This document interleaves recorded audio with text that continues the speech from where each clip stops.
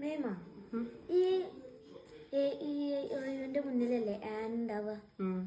അപ്പൊ ഈ ആൻ ഹവറിനെ എങ്ങനെ വിളിക്കുന്നത്? ഹവറോ എവിടെ? ഇതോ ആൻ ഹവർ.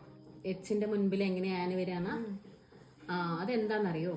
നമ്മളെന്താ പറയാ, വവ്വൽസിന്റെ ഫ്രണ്ടിലാണ് ആൻ വരാന്നല്ലേ പറയാ. വവ്വൽസ് ഏതൊക്കെ? A E I O U. പക്ഷെ ശരിക്കും പറയുകയാണെങ്കിൽ ഈ ലെറ്റേഴ്സിന്റെ ഫ്രണ്ടിലല്ല ആൻ വരിക. ആൻ എവിടെ വരാന്നറിയോ? ഈ ലെറ്റേഴ്സിന്റെ സൗണ്ടിന്റെ ഫ്രണ്ടില്. ഇപ്പൊ എ എന്ന് കണ്ടു കഴിഞ്ഞാൽ നമ്മൾ എങ്ങനെ വായിക്കുക? ആന്നല്ലേ വായിക്കുക. ഈ എന്ന് കണ്ടാലോ എ എന്നല്ലേ വായിക്കുക. ഐ എന്ന് കണ്ട ഇ അല്ലേ? ഐ എന്നുള്ള പിക്ചർ, PICT, പിക്, ഈ എന്നല്ലേ വായിക്കുക. അതേപോലെ ഓ അടുത്തത്. ഓന്റെ സൗണ്ടിൽ എന്താ വായിക്കുക? ഓ ഓ. U PUT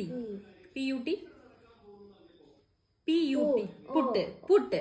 PUT put. അപ്പൊ ഉ അല്ലേ? യു ഉ അല്ലേ? അപ്പോ ഇതിന്റെയൊക്കെ ലെറ്റേഴ്സിന്റെ ഫ്രണ്ടിലല്ല നമ്മൾ ആൻ ഉപയോഗിക്കേണ്ടത്, സൗണ്ടിന്റെ ഫ്രണ്ടിലാണ്. ഇപ്പൊ അവർ എന്ന് പറയുമ്പോ അവിടെ എച്ച് അല്ല സൗണ്ട്, അവർ ആ അല്ലേ? ആക്കിയതാ എ അല്ലേ സൗണ്ട്. അപ്പൊ അതിന്റെ മുമ്പിൽ നമ്മൾ ആൻ ഉപയോഗിക്കും. ഫോർ എക്സാമ്പിൾ ഇപ്പൊ എടുക്കുകയാണ്, EUROPEAN, യൂറോപ്യൻ. യൂറോപ്യന്റെ ഫ്രണ്ടിൽ നമ്മൾ ഈ ആണെന്ന് വെച്ചിട്ട് കൊണ്ടിട്ട് ആൻ ഇടാൻ പറ്റില്ല. കാരണം അവിടെ യു എന്നല്ലേ പറയണേ. യു ഇതിൽ പെടുന്നില്ലല്ലോ സൗണ്ടില്, ഊ അല്ലേ പറയണേ. അതുകൊണ്ട് നമ്മൾ അവിടെ എ ഉപയോഗിക്കുക.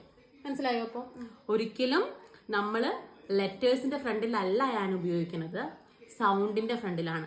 A, E, O, U അതിന്റെ ഫ്രണ്ടിലാണ് നമ്മൾ ആൻ ഉപയോഗിക്കുന്നത്.